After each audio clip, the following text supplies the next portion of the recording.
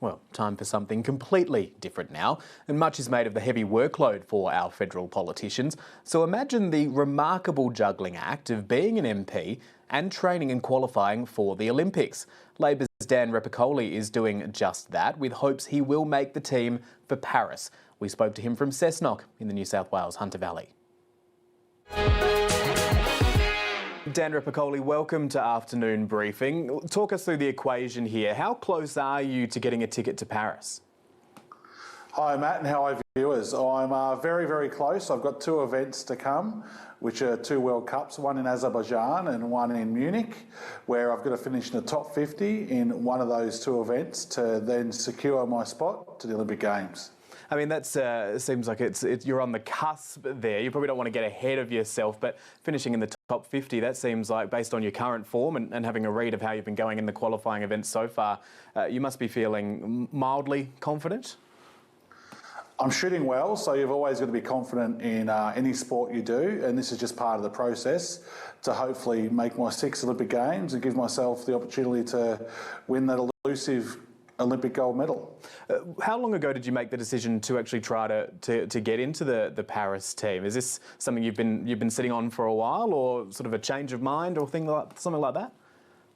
So, well, obviously in the role I'm in currently, it's quite challenging and very time demanding. So I had to see if the opposition would give me a pair if I did choose to try and do this. And they agreed to give me a pair for anything I needed for the Olympic Games, so that I wasn't wasting having time away from my family, just in case they had said no. So it was great that they said yes, and that they're behind it. So once they did that, then I started the work and the progress to actually try and make my 6 games.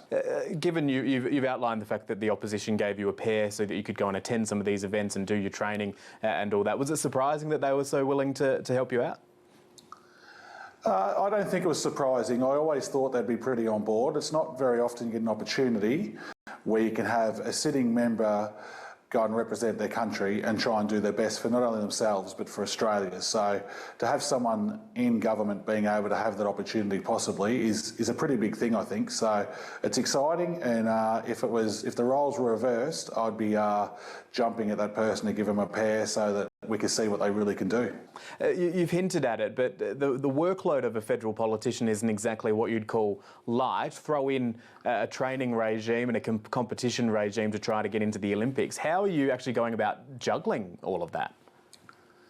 So there's 24 hours in a day, Matt, and I try and make sure I use every one of them. But most of my training is done between 5 o'clock in the morning and say 8, and then also around 8:30 in the evening to about 11. So that's when I try and fit in the most that I can. But it all needs to fit around my work schedule, and so we just make it work the best that we can.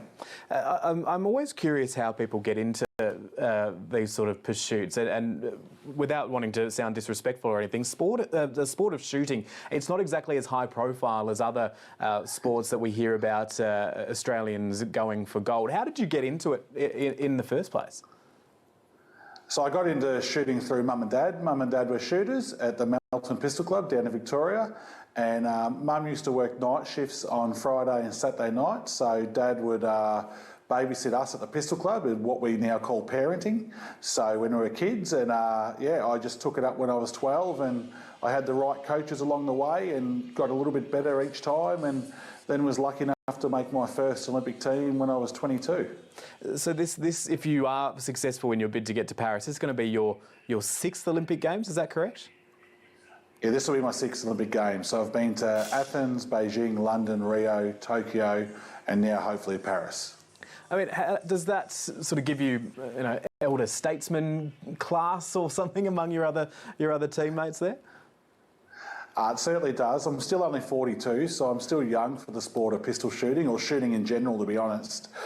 So I've been in teams where I've competed with people well in their 60s, and then people well into their 60s have won Olympic medals. And I think the oldest Commonwealth Games medalist was in his 80s, and that happened at the Gold Coast Commonwealth Games in an event called Full Bore or Big Bore. So pretty impressive. So is that your way of foreshadowing that in another 40 years' time you're going to be going around the track again? Definitely not, Matt. Definitely not. I don't think my wife could handle that. I think it is always interesting to hear how people juggle all of this sort of stuff. So yeah, it is good to get that insight into how you're going at the moment. There has been a lot of travel leading up to these last two competitions in Azerbaijan and Munich. How many rounds of qualifying have you been going through? So we've had 5 rounds of qualifying, 4 rounds were in Australia, and then the top 3 shooters went over to Rio to fight it out to see who the #1 shooter was after that event. And I was lucky enough to be that shooter. So now we've got 2 more opportunities for me to get in that top 50 position in the next 2 World Cups, so we'll see how we go. I know there's been a couple of pollies who in their past lives have represented Australia at Olympic Games, at Commonwealth Games. Are you aware of any who are serving politicians who've done so? So Rick Charlesworth did it. He was a hockey player from Perth. He did it in the 80s, I'm pretty sure. Right, so it's a pretty small club that you're seeking to get into. Very, very small club. So there's not many ex-athletes amongst the politicians in that building. So it's good to hopefully go there as a sitting MP. It's very, very different, and I'm getting a lot of support from all sides of politics on this. It's been fantastic, actually. Does any of your work as at the shooting range and in the sporting field, does that sort of influence how you approach the job as a politician? Are there lessons that you take from one side of your life into your other professional life? Yeah, there certainly is. Yeah, I'm in a sport where you've had to be coached your whole life, so you have to listen to people, you have to respect people, you have to understand people, and you have to be willing to compromise in some ways as well. So, and they're good things to have in all of life, whether you're an MP or whether you're a cleaner at Macca's or whether you're a fitter in between. It doesn't matter what you do, you need to have a little bit of compromise in life as well. Does the race to get on the team and the potential for getting on the team, does that enliven any of the concerns around politicians, deriving extra income or anything like that, as far as you're aware? Well, I can tell you there's not much income coming in from sport, from the shooting that I do, that's for sure. It's cost me every Olympic Games anywhere from 30 grand up each Olympics to try and qualify. Everything you do in the country first, all your time away. So yeah, it's nothing but a cost. It's certainly not a profit, I can tell you that. Well, Dan Ripicoli, we'll be watching with interest as you go through those final 2 events to see if you can get a ticket to Paris. No doubt we'll check in with you